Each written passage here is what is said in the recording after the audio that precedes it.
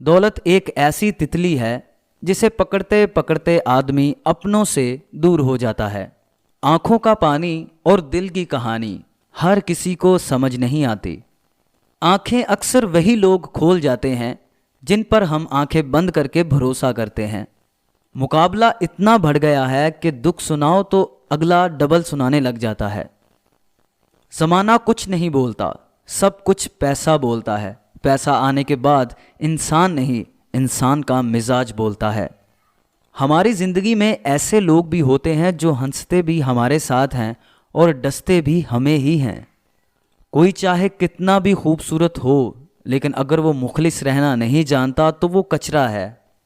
इंसान को इंसान से दूर करने वाली चीज़ ज़ुबान और पैसा है।